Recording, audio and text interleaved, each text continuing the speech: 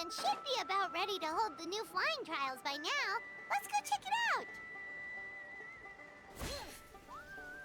Bring it!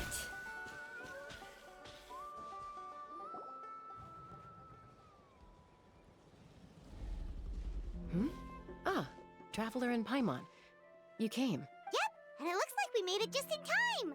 Although, can't say the same for the Cuckoosaurs. Bit of a low turnout, huh? Yeah, you'll see why soon enough. All right, get ready. 3, 2, 1, fly! Whoa! We're really flying! I feel light as a feather. I'm flying without a Cuckoosaur. These phlogiston wings are awesome! What's going on? Paimon can barely believe her eyes. How did they fly all on their own? The merchants we ran into that day were selling a product called phlogiston wings. It's a flying machine worn on the back. To operate it, you just use a handheld trackball that controls the flow of gaseous phlogiston. That's incredible. Yeah, if our tribe, well, if Natlan mass adopted this technology, it would revolutionize our mobility and responsiveness in times of crisis. Just think of the countless tragedies that could be averted. I feel like I'm dreaming. Did I really just fly on my own without the help of a Cuckoosaur? You'd better believe it. Plus, you just passed the flying trial. Right, Elder Alba? Elder Alpa? Should this really count as a pass? If we did the trial using phlogiston wings? Why not? The scoring rubric is about flying performance. It doesn't specifically say you have to ride a Cuckoosaur, does it? Yeah, maybe, but... I mean, even Chaska had to ride a Cuckoosaur in a trial, right? And the whole point of the trial is to test both your flying technique and your ability to work with a Saurian companion. Well, if we can fly by ourselves, maybe we don't need to test the ladder anymore. Chaska, Traveler, what are your thoughts on this new invention? You see? Even the Traveler agrees. I agree that they have strategic value, but I don't think it makes any sense to evaluate candidates by the current testing standards if they're using phlogiston wings. Why? Shunan finally mustered the courage to go through with this. And now you're saying it doesn't count? I don't have any experience using these wings in battle, nor is it immediately obvious how to incorporate them into the existing systems in our tribe. Taking a longer-term perspective, I think we need to start by getting thoroughly acquainted with how these things work. Then we can develop a new trial format with new assessment criteria, tailored to candidates using the phlogiston wings. You all raise valid points. But Chaska, while your proposal sounds perfectly reasonable, it would probably take years to put it into practice. We lost so many people in that war. These phlogiston wings could be exactly what we need to strengthen our forces and boost morale in this trying time.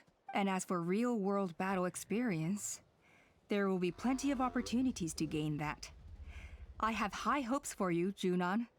Huh? Hey, stop staring into space! Say thank you! Oh, thank you. Thank you, Elder Alpa. You have nothing to thank me for. Remember, the way you got your wings back was by relying on yourself. Oh, Elder Alba!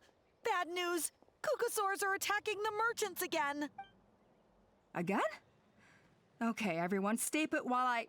Huh? Chaska?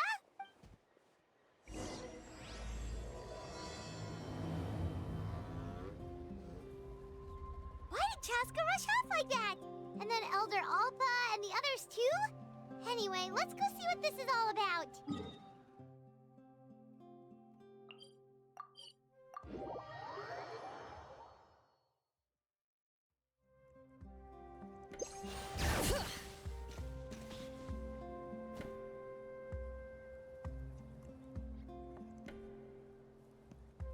Oh, it's back!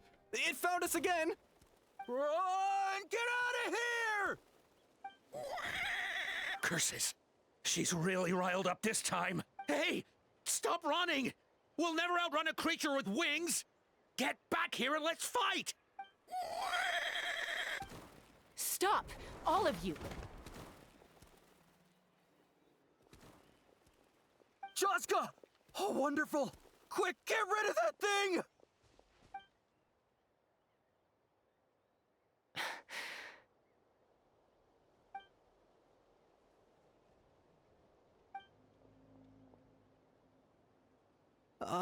What's going on?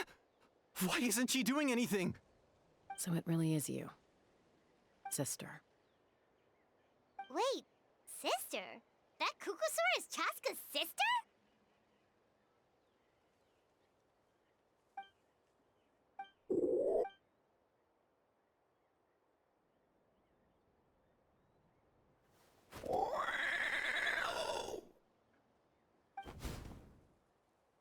Koya, wait! Is Chaska gonna be okay? Should we go check on her?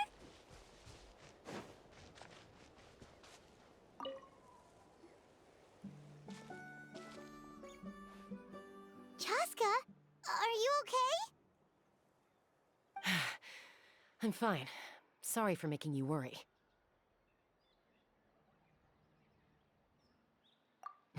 No point. She's an expert at hiding her tracks. Once she's shaken you off, you'll never catch up to her. At least, I always used to lose to her at hide-and-seek when we were kids. Well, yeah. You know I was raised by Kukusaurs. Anyway, she and I grew up in the nest together. Her name's Koya, and she's my big sister.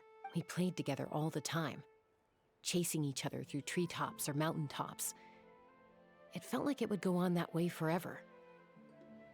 Until the day I was sent back to live with the humans. Not all Kukusaurs are friendly towards people. Koya, for instance, she's fine with me because we grew up around each other, but she's not fond of other humans. When Mom decided to send me away, Koya strongly protested, and after I left, she became more and more reluctant to interact with humans. Maybe she thinks that humans stole you away from her. It's a possibility, but in any case, we still stayed best friends at first. I had a hard time adjusting to life in the tribe. So whenever something went wrong, I'd run off into the wild and vent to Koya. Ah, so that's what Uncle Cusco was talking about. He said you seemed to prefer hanging out with Saurians to your own kind back then. Yeah, I did. But then, gradually, everything changed. With a new mom and dad, a new tribe, and Koichi, I started getting curious about these humans and made an effort to understand their behavior. The more time I spent with them, the less I spent with Koya. And then, one day, it was Koya's turn to leave the nest. She sought me out and asked if I was willing to leave the tribe and go live in the wilderness with her. As far as I can remember, that was the first time she ever approached a human settlement on purpose. So, how did you answer her? Well, I wouldn't be standing here talking to you if I'd said yes. No, I was torn. On the one hand, I'd already made up my mind to embrace my new family and accept my human identity. But I also knew that Koya wasn't a fan of humans, and I didn't want to disappoint her. She took my hesitation as an answer. She saw it as a personal betrayal, threw a huge fit, and then flew off. We hadn't seen each other since, well, until today. Not for a lack of trying, though. I tried asking Mom where Koya's new nest was so I could talk things out with her. But Koya had already asked Mom not to tell me where she'd moved to. It must be hard for Mom, being stuck between her two daughters. So I didn't press the issue. And I didn't go looking for her. If things carry on like this, I need to make sure I find her before anyone else. Even if she doesn't want to see me. For now, let's bring the wounded back to the tribe. And see what Mutota and Elder Alba have in mind.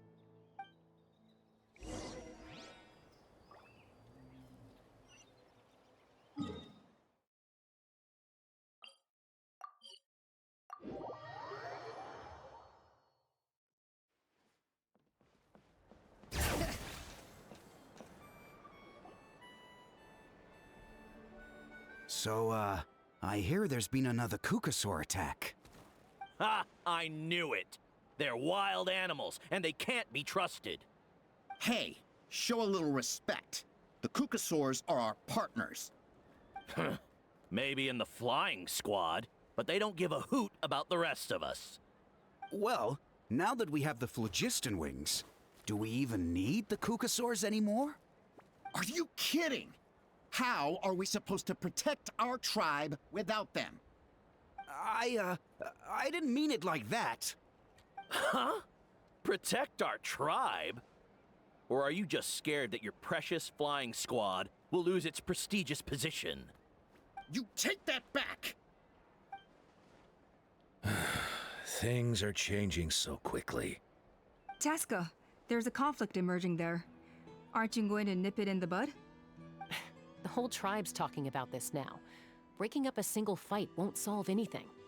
The real source of conflict here is the phlogiston wings, and what happened with Koya. On any other day, people would just brush this attack aside. After all, clashes between wild Kukasaurs and humans are no more common than those between people. But now that the phlogiston wings have entered the equation, it's sparked a debate over whether our tribe needs the Kukasaurs at all. I worry that we risk repeating the mistakes of the Cinder City.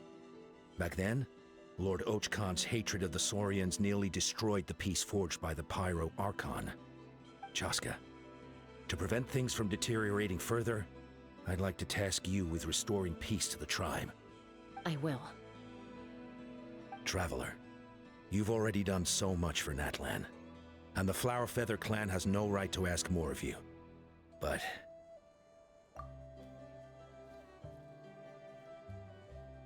thank you. And don't forget about Paimon. Just leave this to us. This whole situation has unfolded so quickly that it's put us on a back foot. To tell the truth, it makes me a little suspicious. You think someone might have orchestrated all this? It's possible. Leave it with me. I'll look into it. Also, Chaska, could you try to keep a low profile while you're out there digging around? We don't want to give our hand away. I'll do my best. Okay, so where should we start? This all began with Koya's attacks. If we can find out what led her to do it, that should give us something to work with.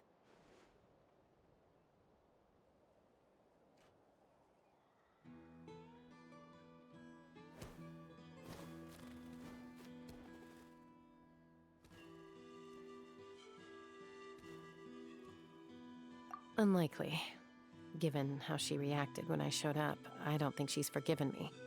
If you want to resolve a conflict through dialogue, sometimes you need a third-party facilitator. Let's go see my mom.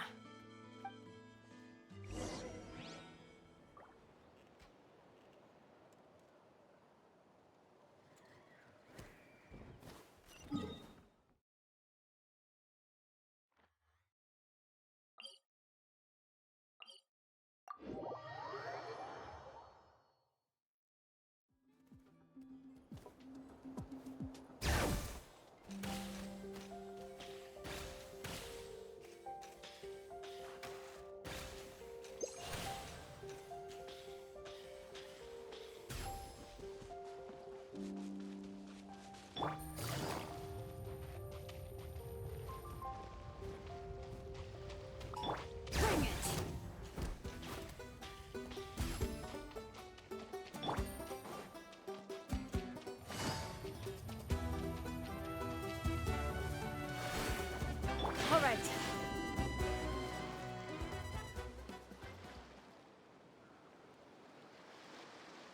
Wow, so this is where you used to live as a child? Mm-hmm. When I was little, we used to do this thing where I'd jump from the top of this tree, and Koya would fly over from the platform and catch me in midair. Or sometimes we'd both fly from the treetop together, and then after some aerial maneuvering, she'd throw me up onto that platform. After we got a bit older, we would go to nearby shores looking for even greater heights.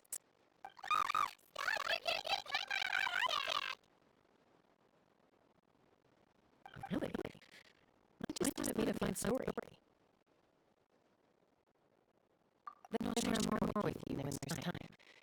Anyway, back to the matter at hand.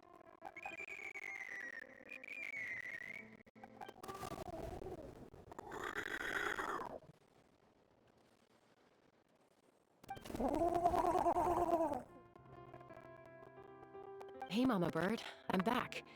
My last visit was only a week ago, wasn't it? See? I visit you more than I visit Papa Cusco. I brought a couple of friends with me. These are the Traveler and Paimon. Traveler, Paimon, this is my mom. Her name is Chimpu. In the human tongue, anyway.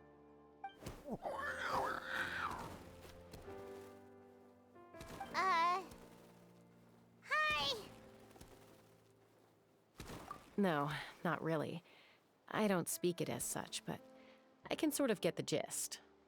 Although only with Mom and Koya, since I spent my formative years with them.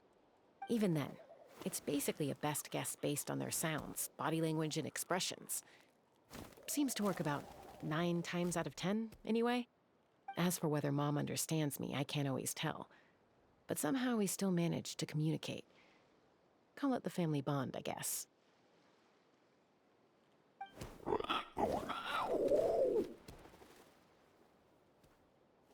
Don't worry. I'm doing well, but I think Koya might be in some trouble.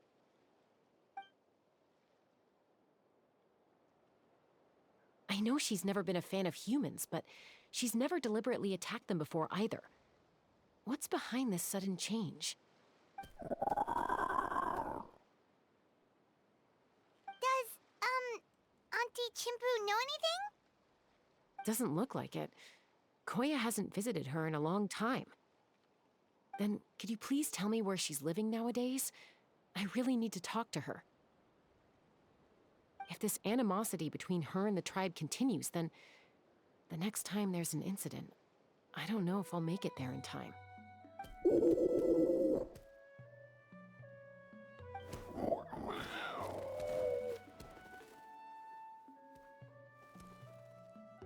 She said she'll take us there. Thank you, Mom.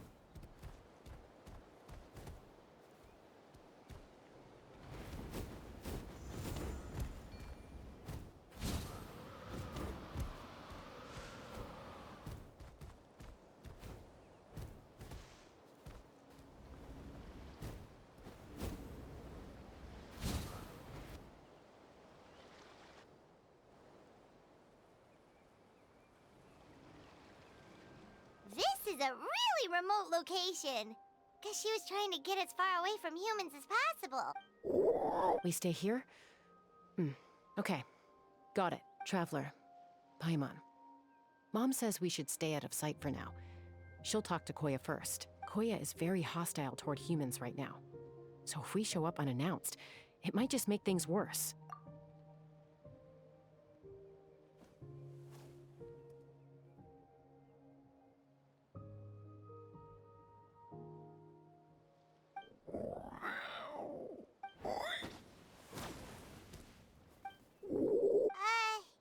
Any idea what they're saying? Sounds like things are more complicated than I imagined. There's evidence in this area suggesting that Koya might have been the victim of a human attack.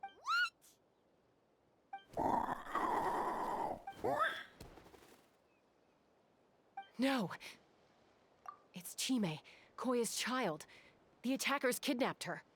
They came over the sea, under the cover of night, and they took Chime. What the heck? Who would do such a thing?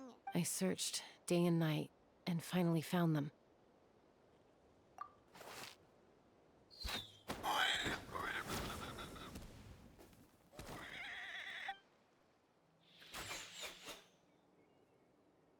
Oh, yeah! T'Pol's contraption is working like a charm. Got her in one! Hey, there's another one! Wait, is that the one that got away last time? Who cares? Just get them all! T'Pol pays us per catch.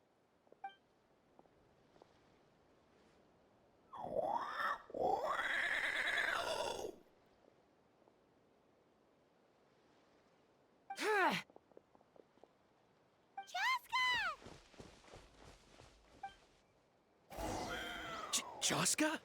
How'd you get here? Quick, stop her! Don't you even think about running away!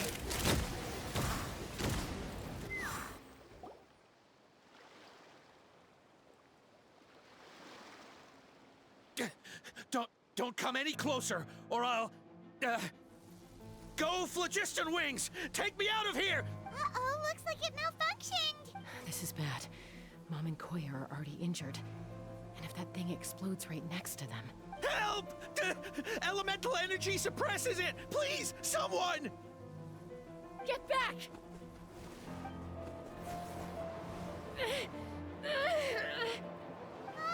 It's still going, and it's getting worse. Guess we need a more permanent solution. All right then.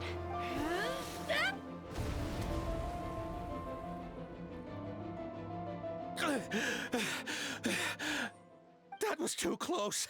I thought I was gonna die. Answer us honestly. Were you the ones who attacked Koya before? I am... No, it was... Well, she says it was you. Just tell me, who sent you here? It was T'Pol. He told us to catch all the wild Kukasaurs we can find. And he also said that this Kukasaur has become a thorn in his side, so it needs dealing with urgently. T'Pol? Huh. Sounds familiar. But where from? Well, he tends to send his orders in writing. He pretty much never communicates with us in person. When he does, he wears a mask to hide his face. And whenever we trade Kukasaurs for Phlogiston Wings, we deal with his henchmen. So you didn't even make those wings? All we did was slap some labels on them and transport them over here, to make them look like they're imported. To make it harder to trace their origins.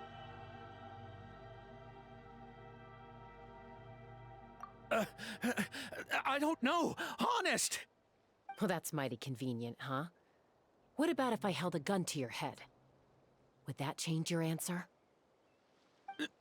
No need. I'm sorry. I'll tell you everything I know. T'Pol doesn't tell us much, but he always stresses that he wants them alive.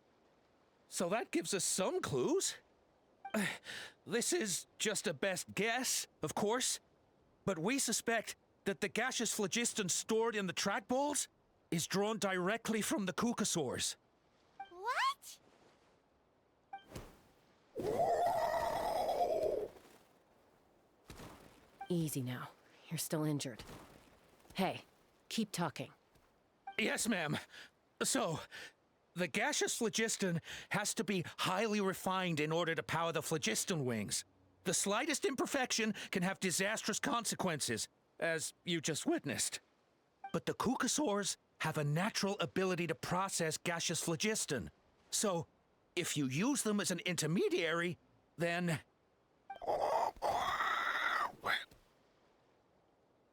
That's enough. So the Kukasaurs you took, where are they now? T'Pol should have them. But no one knows where he's based, apart from him and his henchmen.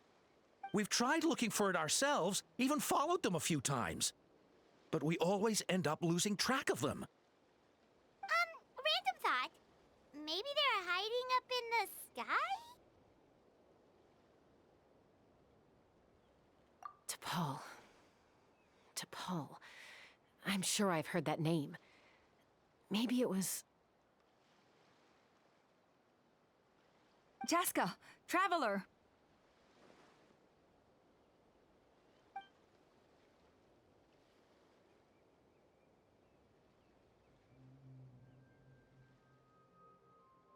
That voice! It's Oppa!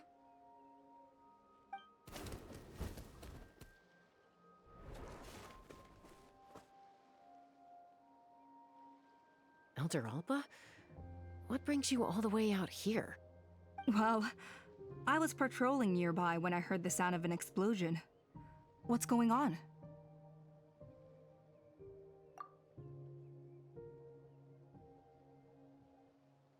I don't believe it. Elder Alba, does the name T'Pol ring a bell to you? I feel like I've seen it written down before. Maybe in a list of candidates for the flying trials? Huh? So he's a member of your tribe then? No. If he was a member of the Flower Feather clan, I'd definitely know him. Now that you mention it, I do remember a young man from outside our tribe who came to participate in our flying trials once. You were away on a mission at the time, which is probably why you don't remember him. He was a craftsman from the Children of Echoes, but he'd always dreamed of soaring the skies, so he wanted to join our flying squad. The Children of Echoes? That's rare. But despite his best efforts, he unfortunately failed to pass the trial and gain the Kukasaur's approval. In the end, he went wingless and returned dejected to the Children of Echoes. Wingless, huh? Maybe he invented the phlogiston wings to get revenge on the Kukasaurs. Perhaps. Or maybe it's simply his way of dealing with his regrets over his past flying endeavors. Either way, it doesn't excuse his abuse of the Kukasaurs. I'm gonna take these guys back and expose the truth to the tribe. It's time for this conflict to end. Easy, Chaska. Remember what I said about keeping a low profile? The ringleader still hasn't shown himself, and this man's allegation about powering the phlogiston wings with Kukasaurs is only speculation. Bringing these men to the tribe now won't win over any current supporters of the phlogiston wings. In fact, it may even escalate the conflict further. After all, many are mistrustful of the Kukasaurs after recent events. Is that why T'Pol waited until now to try to capture my sister? I don't know. I mean, he did tell us to spread negative rumors about the Kukasaurs and slip some Mora to anyone opposed to them, but... But Koya only attacked humans because they stole her child! Nevertheless, we will be hard-pressed to change people's minds while emotions are running high. Unless we have irrefutable evidence. Bravo! My thoughts exactly. In the meantime, leave these men with me. I'll escort them back to the tribe. I'll take the other members of their crew into custody too. They won't get another chance to stir up trouble. Fair enough. I guess finding T'Pol is gonna be the key to resolving this conflict. Let's hope the Children of Echoes have some info on him. Sorry, whatever it is, it'll have to wait till this is all blown over. I have to fix this situation before it spirals out of control. Mom, sis, rest up and get well soon. I gotta fly.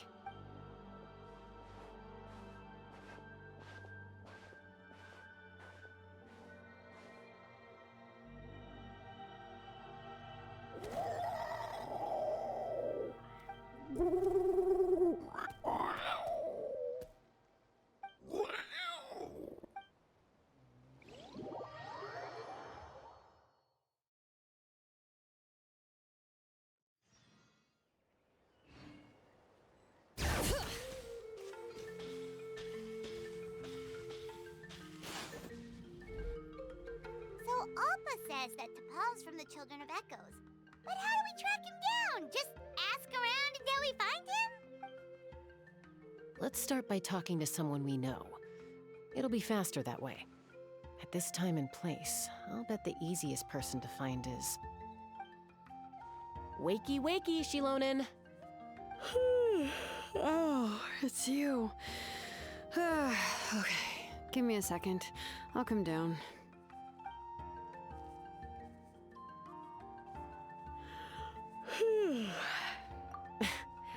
I climb trees to fly further and see farther.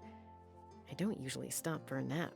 Well, we're not all like you. Always full of energy, even after flying around all day. Yeah. So, you've come all this way and interrupted my precious nap time. Might I inquire as to, why? I'm sorry, Shilonen, but it couldn't wait. Does the name T'Pol mean anything to you? He's a craftsman, apparently. Huh. T'Pol. Yeah, that rings a bell. I think that's Puma's child. Nope, I'm afraid you're a few years too late. Why are you looking for him?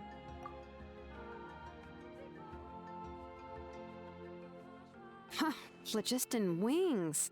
Wow, okay. The kid actually pulled it off. Well, looks like, no more rest for me today. Pulled it off? You mean he's tried making something like this before? Yeah, he started trying to build a flying machine right after he got back from the Flower Feather clan. So right after he went wingless, then. Was this flying machine anything like the gun you made me? You mean your gun that's harder to tame than the proudest Kukasaur? No, he wanted to build something that allows anyone to fly freely, even if they're not naturally gifted. But he never got very far back then, though. Blew up his workshop a few times and barely made it out alive. I never really kept up with him after that. His parents traveled a lot in their youth and only returned to the tribe after he was born. But they settled in a remote area and don't interact with other people much, which means most people in the tribe don't know them very well. Your best bet is to chat to his direct family. I'll, go get Puma. Wait for me in front of the workshop. I won't be long.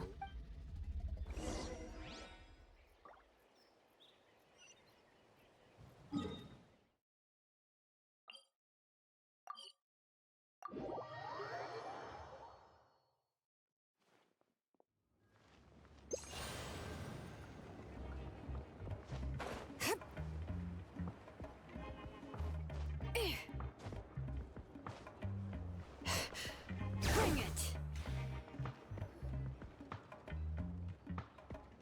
I'm back. Allow me to introduce T'Pol's mother, Puma. Hello, we're... Oh, save the pleasantries. I don't want to spend any longer talking about that boy than I have to. Huh? I disowned him long ago. He is no child of mine. All he cared about was his pipe dream of reaching the sky. Oh, we tried to talk sense into him, but he was obsessed.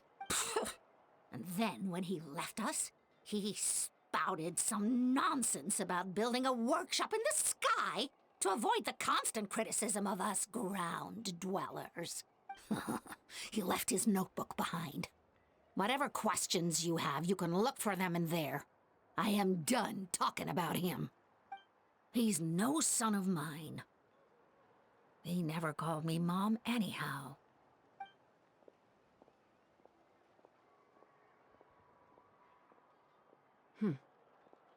Wow, they've really fallen out.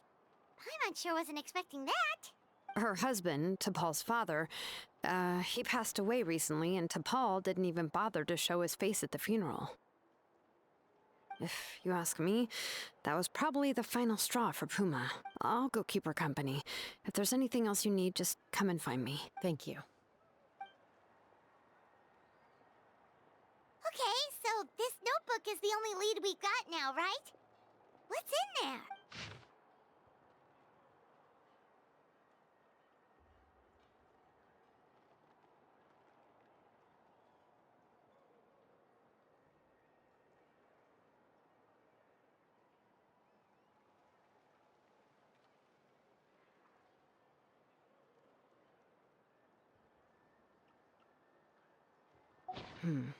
Some early designs for the phlogiston wings, and some theorizing about an airborne workshop.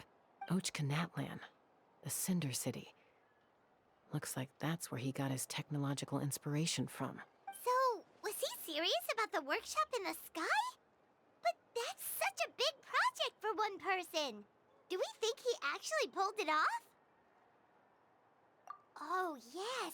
The one from the trial arena that was super high up! That balloon has been there for a while, and everyone's been wondering how it got up there, but what if that's the wrong question? What if it started off even higher up, above the clouds and out of view, and it only descended to its current height due to some kind of malfunction? Part of T'Pol's workshop? Seems likely. If T'Pol's base had been hiding above the clouds this whole time, that would definitely explain why Isidore couldn't find it. I totally called it! But how do we get up there? Chaska, can you even fly that high? By myself? Possibly. But with a passenger, no chance. I doubt even phlogiston wings could take you up that high. At least, not without that relic T'Pol mentioned in his notebook. Yeah, and he's probably holding on to it. We'll have to find another way.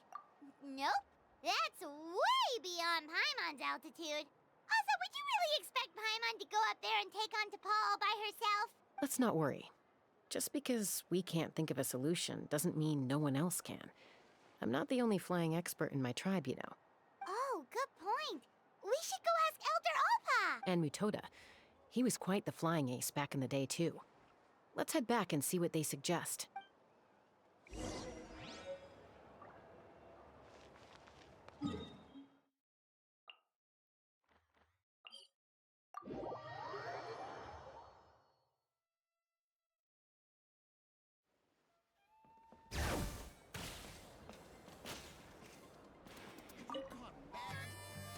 Chaska, you're finally back.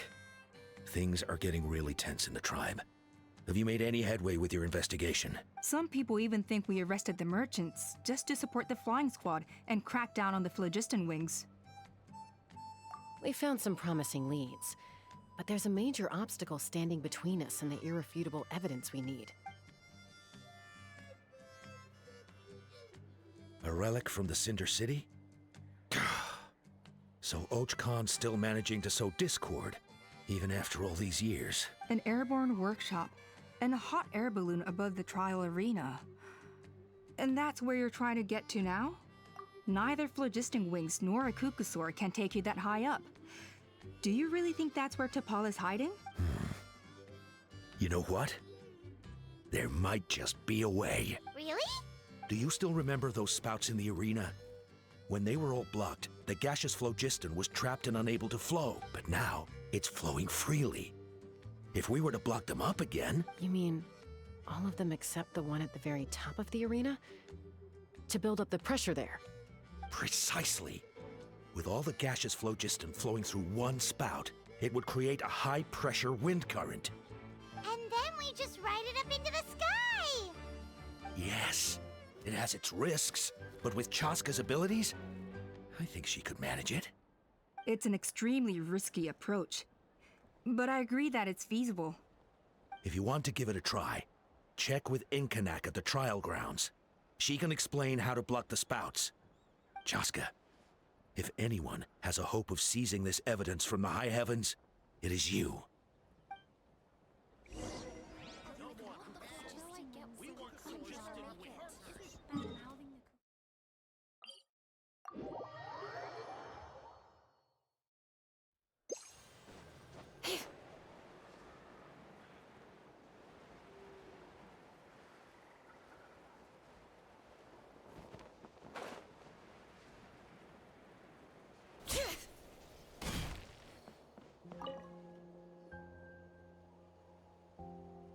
Goodness me, that is a very bold idea. Maybe so, but we have to act fast. What's the quickest way for us to block off the spouts? From a technical perspective, I'd have to advise taking some measurements and carefully planning this out first. But I'm guessing that's not what you want to hear. Then we'll have to take the rough and ready approach. See the solid phlogiston over there? Our prior inspections revealed that some kind of stable structure has formed inside, making it highly damage resistant. It's not without its weak points, but unless they're all struck at the same time, the structural integrity won't be threatened. So, what happens if we do strike them all at once? It'll collapse. Okay, I see where you're going with this. Yeah, you got it. As long as you hit all the weak spots at once from the right angle, the solid phlogiston will fall right on top of the spout and block it up. You're right about rough and ready. Sounds like my kind of plan. Take me up!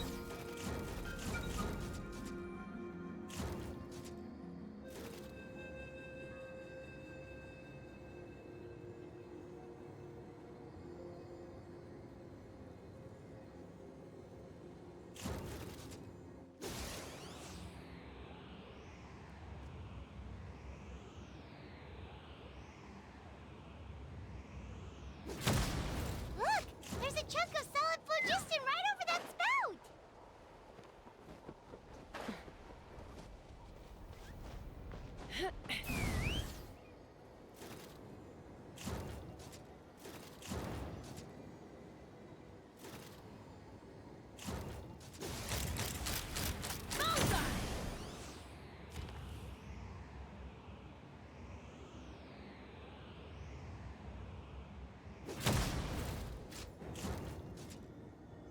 Giddy up!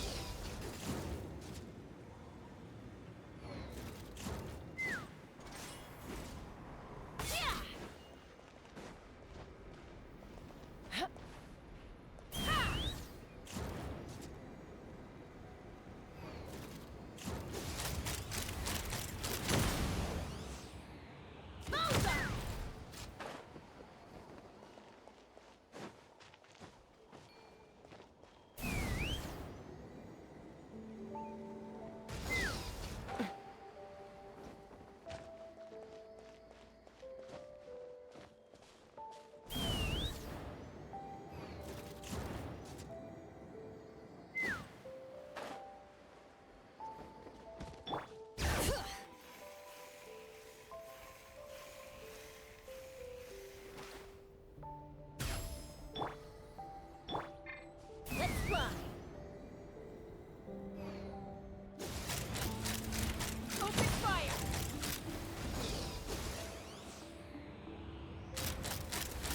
Bullseye!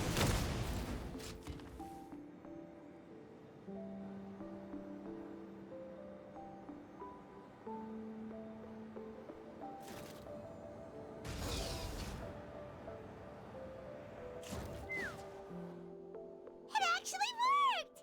But wait, how are Paimon and the Travelers supposed to get up there? Koya can give you a lift. She's actually been following us this whole time. Wow, Paimon didn't notice at all.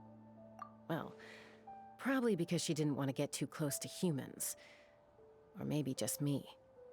But right now, we need her power.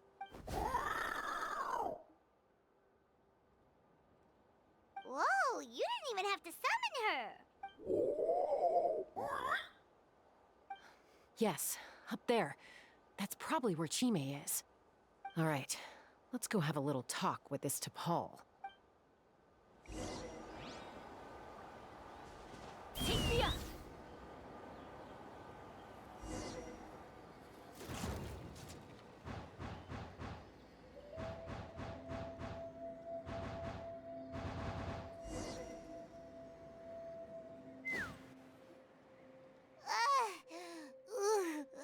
Paimon's never flown that fast before. She feels so ready to throw up. Aha. Just as I thought. It might look like a regular hot air balloon from the outside, but up close, it's clearly been heavily remodeled. And sure enough, it only descended below the cloud line because the custom-built machinery malfunctioned. I should be able to figure it out with T'Pol's notebook. Thankfully, I know a little DIY from fixing up my guns when they're having issues. That should just about do it. Now all it needs is a nice hard kick. Maybe that works on your guns, but, huh?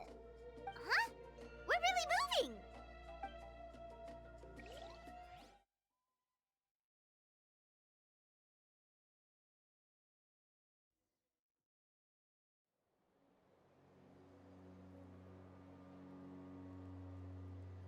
Here it is!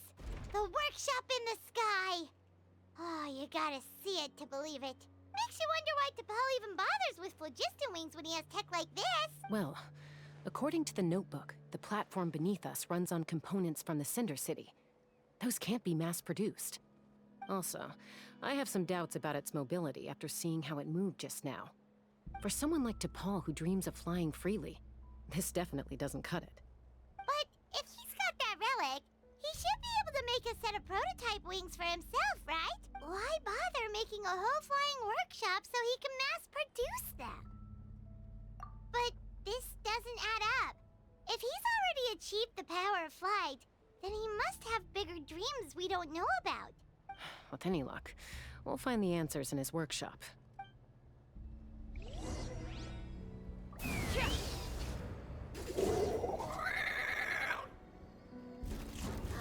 Cuckoosaurs! Seems like the merchants were right. T'Pol's using...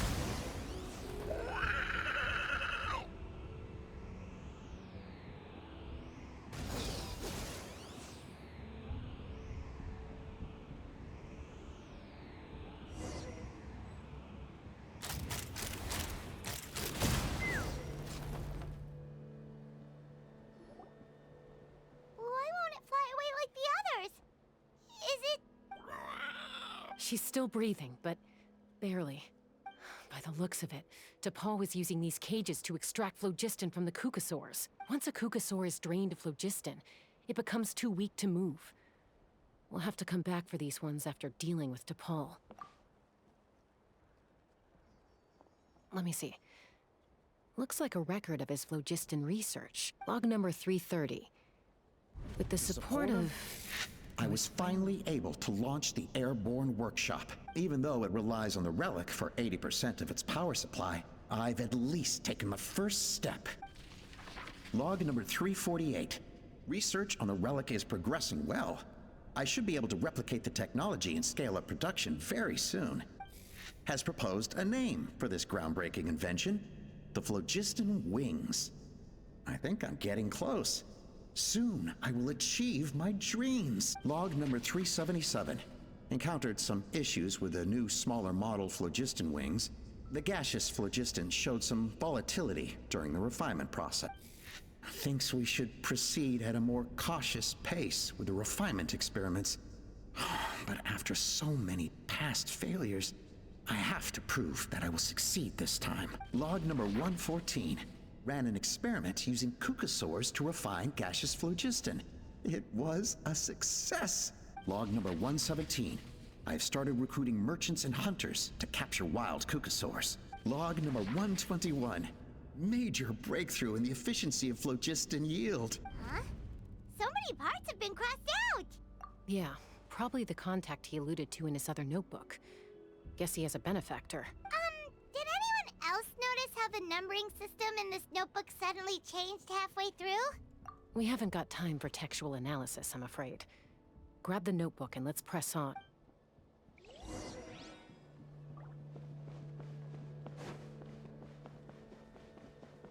Huh. Never seen one of these before. Looks like this was built with the Cinder City components, too. You're not thinking of giving it a nice hard kick, are you?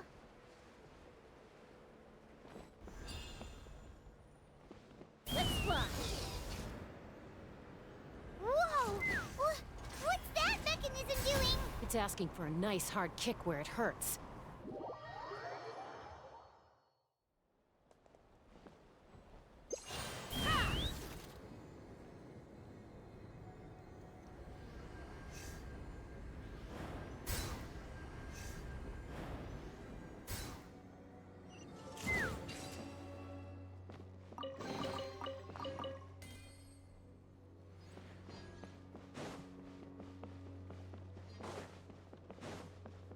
What are they doing here? It's T'Pol's henchman. He must have brought them here using the relic in his prototype wings. Watch out! Open fire! Bullseye!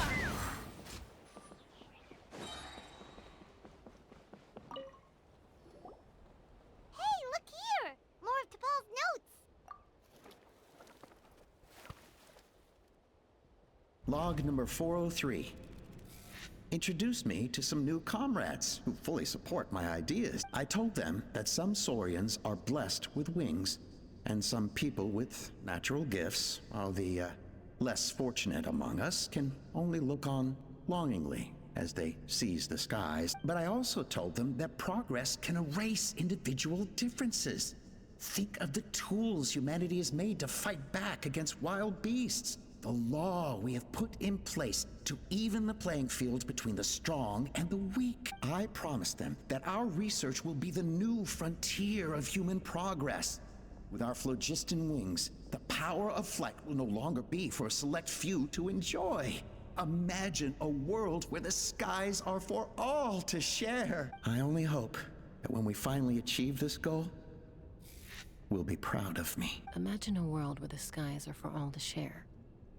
Yes, what a wonderful world that would be. If only it were possible. We could respond faster. And so many tragedies could be prevented. But T'Pol, what about the Saurians you're draining dry of phlogiston? You're not sharing the sky, you're stealing it. Bad move. I won't let you get away with it.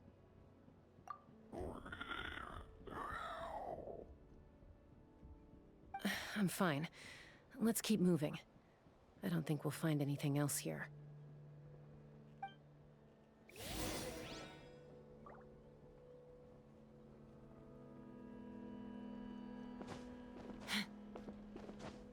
Take me up!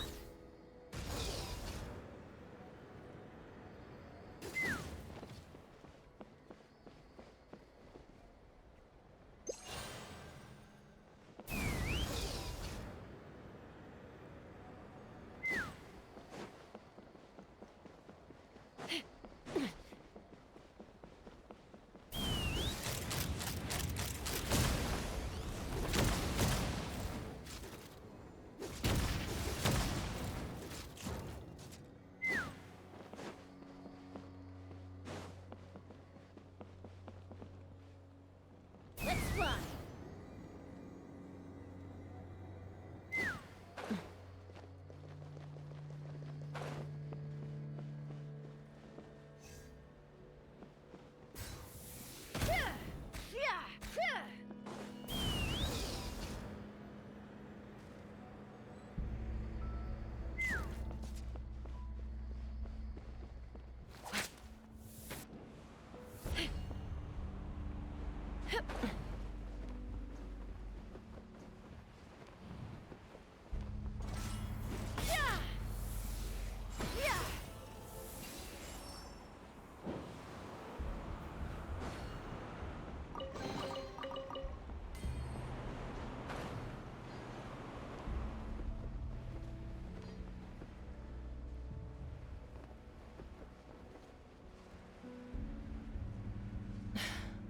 I can't believe he captured so many Kukasaurs. But right now, we have to focus.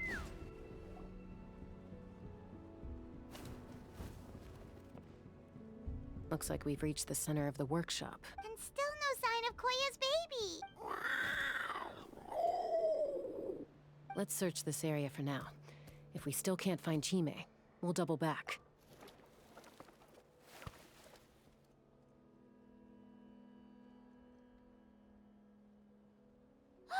Chaska, Traveler, come quick! What is it? Did you find Chime? Not yet, but look! It's another one of T'Pol's notebooks!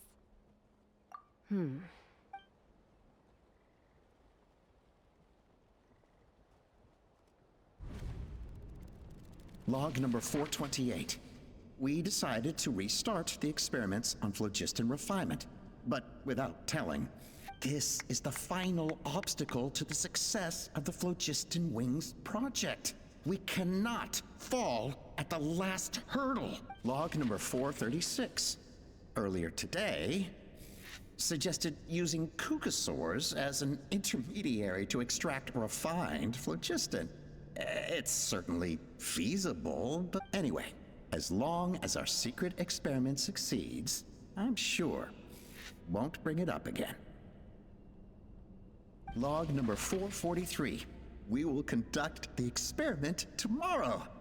But birthday is coming up, so hopefully we'll have a birthday surprise for log number 444. Huh? Why is this log empty? I guess whoever wrote down the log number was prevented from recording the results. Log number... We lost many comrades in the accident. Among them are friends, lovers, and children. But we cannot stop now. We will keep their legacy alive and carry their dreams forward. As of today, we are scrapping the artificial refinement method. Instead, we will focus all our efforts on phlogiston extraction from live cucosaurs. They are arrogant beasts whose existence in the wild serves no one but themselves. Their true worth lies in their sacrifice for the sake of human progress. To facilitate our operations, we will gradually move the airborne workshop closer to the Flower Feather clan, even as we continue to expand it. All this we do to create a world where the skies are for all of humanity to share. All this we do to make T'Pol's dream a reality. Given the way this is written, not to mention the fact that the numbering has started over from 0, it kinda sounds like this is someone new. Does that mean that T'Pol's already... There's also a letter tucked in the end of the notebook. It's from Puma.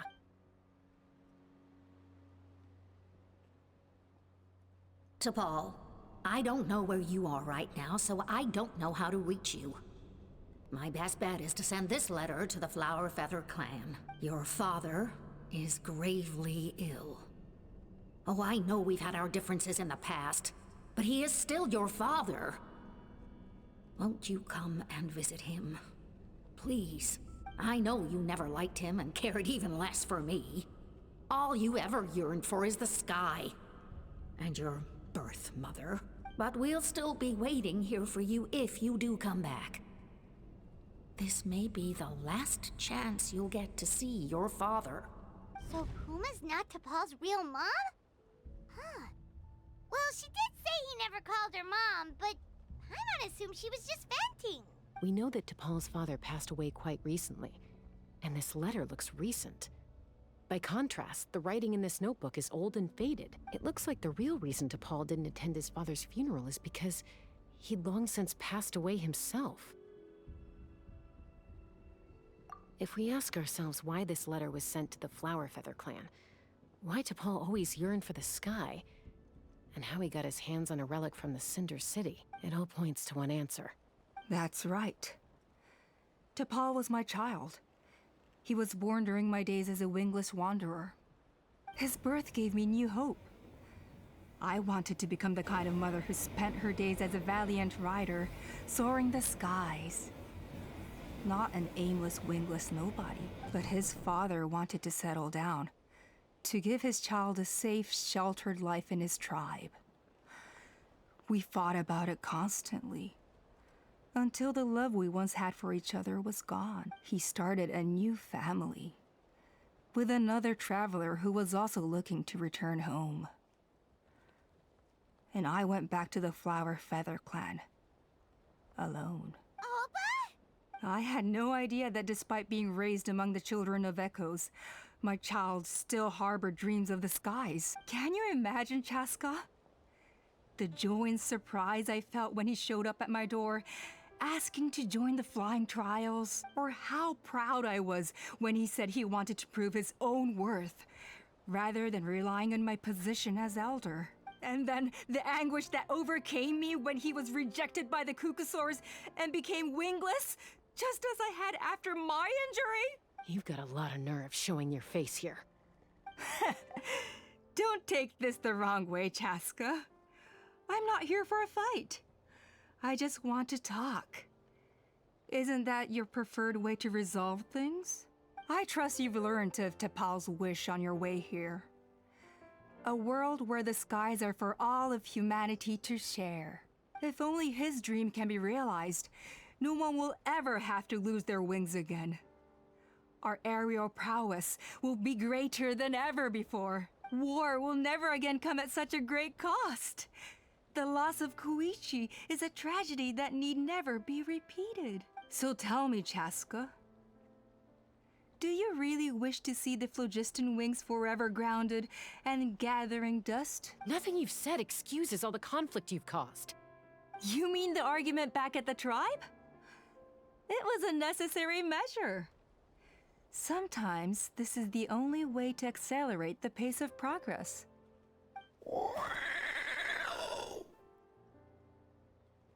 Is a mother harming her children when she coaxes them into swallowing a bitter pill? Of course not. It is a brief moment of suffering for the greater good, and the child would come to understand this in due course. The phlogiston wings are that bitter pill. We will never progress as a tribe if we cling to the scraps the Kukusaurs offer us. Once the people have embraced the phlogiston wings, they will never look back. Even if they learn how the refined phlogiston is sourced. They will convince themselves that the sacrifice of a few Kukusaurs is a small price to pay for our dominion over the skies. But this I had not anticipated. I barely had the chance to introduce the phlogiston wings to the tribe before you found this place. Your plan was hardly foolproof. Yet, it can still be salvaged. Chaska, traveler, you are the hope of humanity. I'm sure you have your doubts about my methods, but know that my love for humanity and for Natlan is genuine. You know me, Chaska.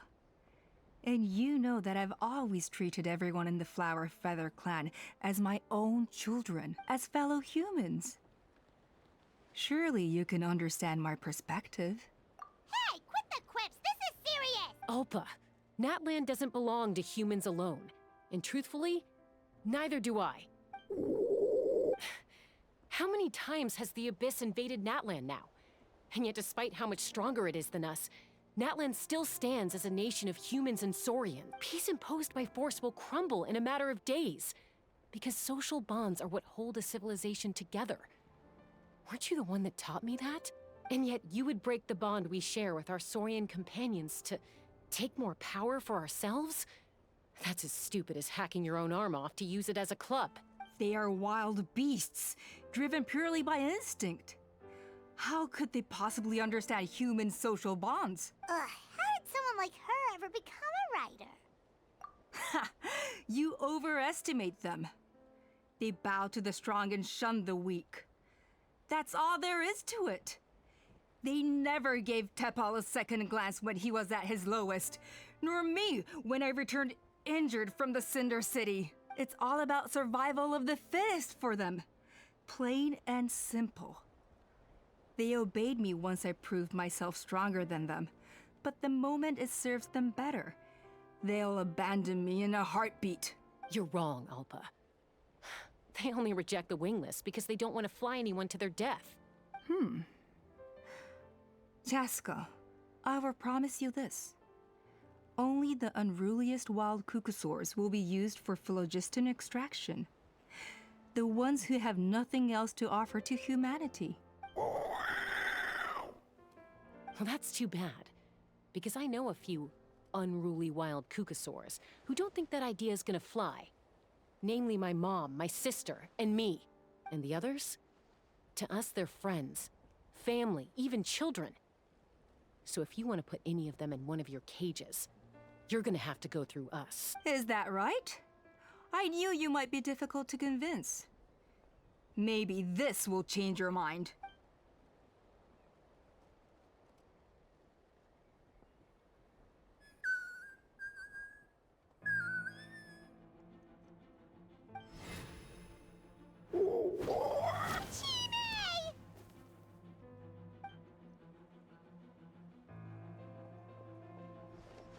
Alpa! Careful. Don't make any rash decisions. Unless you want to see her suffer.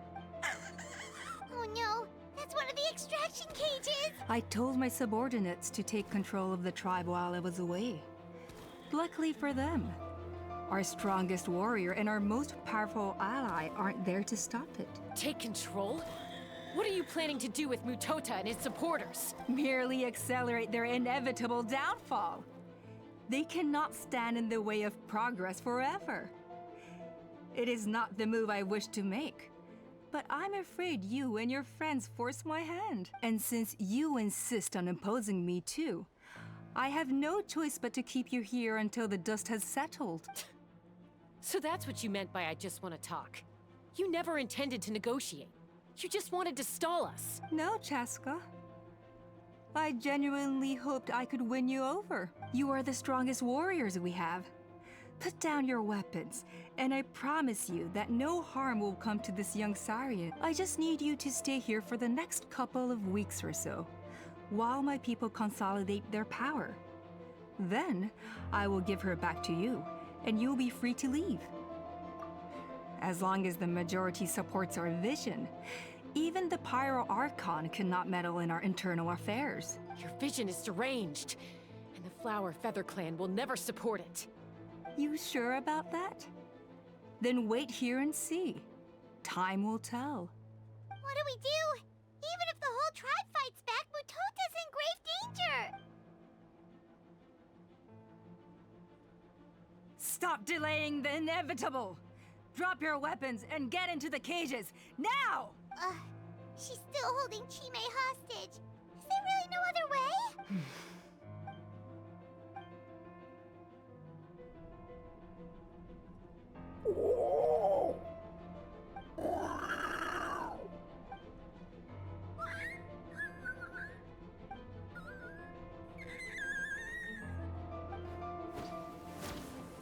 Koya?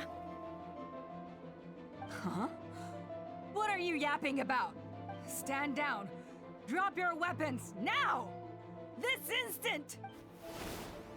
Ah! Ah! No!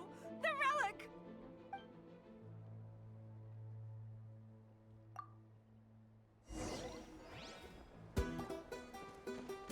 Fire in the hole!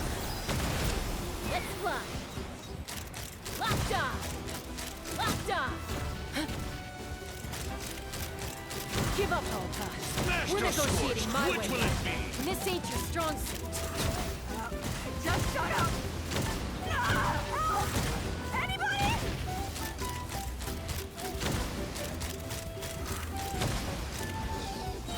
Knock them down. Hey, something's up with this relic!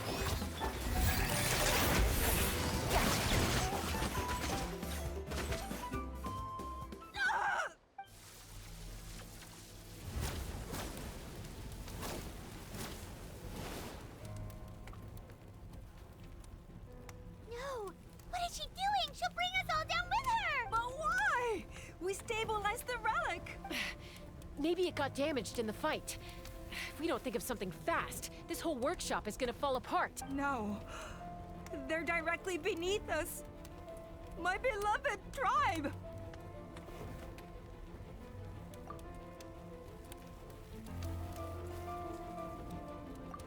Okay. It's too powerful. This ain't a toy like last time. I don't think I can just throw it aside. But we need to get it far away before it explodes. Then the tribe will be safe, and so will this workshop. Koya, remember when we were kids? Come on, let's take this thing high up into the sky. Don't worry, I know I can get rid of it before it explodes. We're talking some surface wounds at most. All I need is for you to catch me at the end, just like old times. I can't hold it back anymore. We have to go. Don't be insane! Alpa! What are you? You're a fool, Chaska! Why would you choose such a risky solution? We cannot entrust the safety of our tribe to this wild Saurian! I'm the fool. You really think you can stand a better chance than me?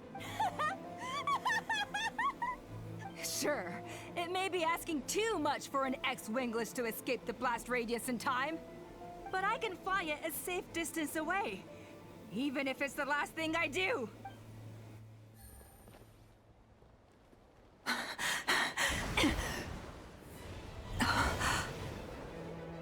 Here, this should be high enough to save the clan.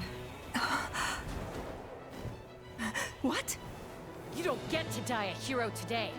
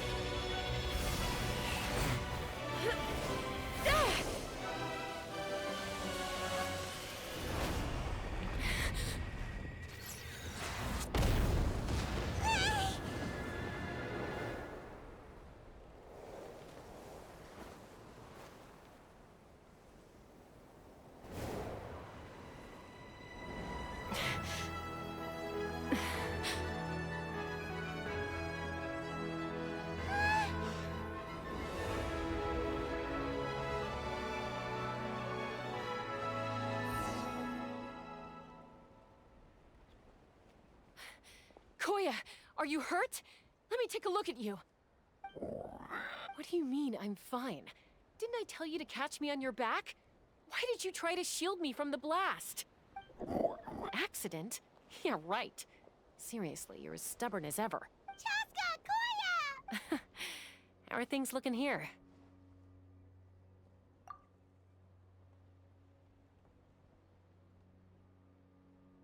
I think that's putting it mildly. I owe you one.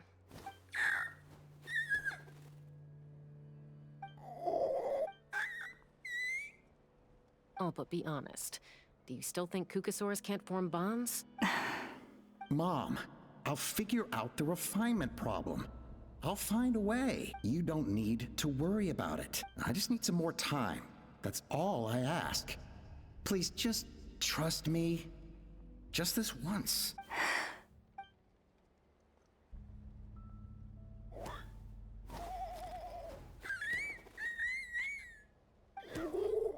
The Flower Feather Clan yield to the strong. And it's up to the winners to define what strength means. So it looks like it's my turn to yield. Koya! Koya!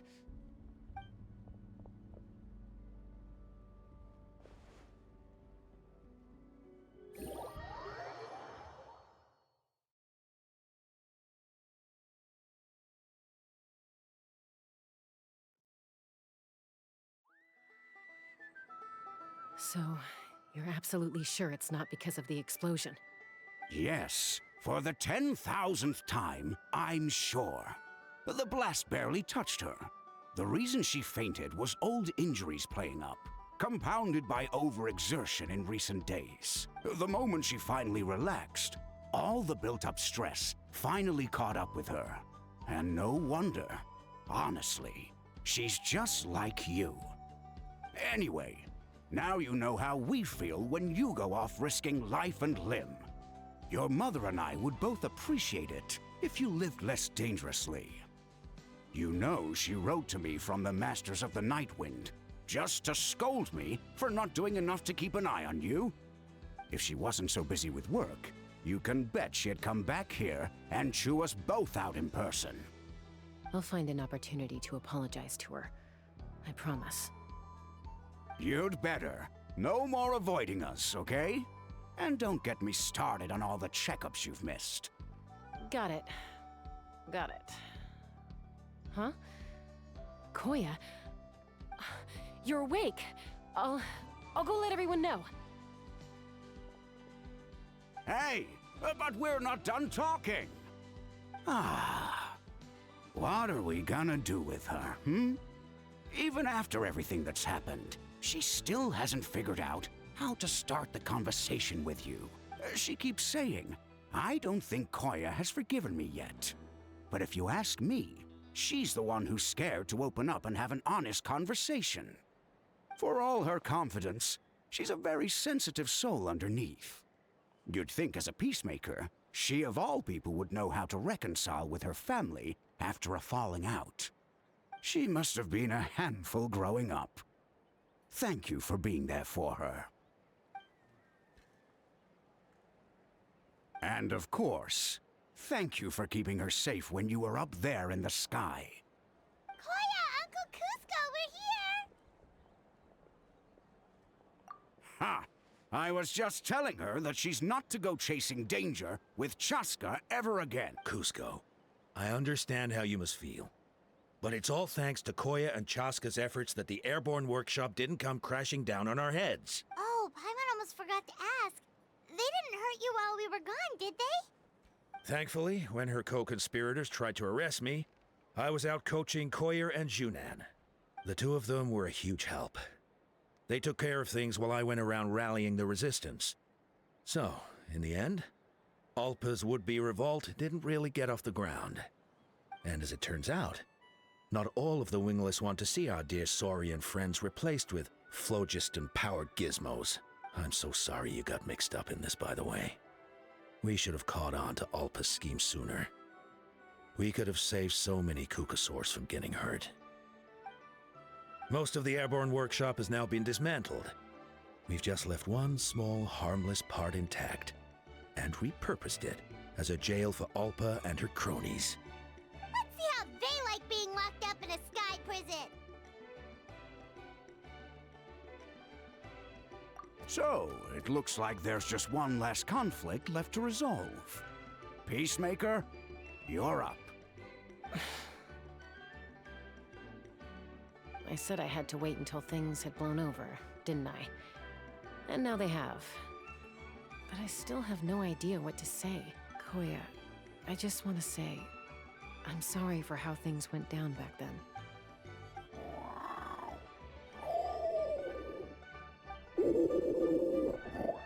Huh? Does this mean... There's that family likeness coming through again. But that day, when we ran into each other...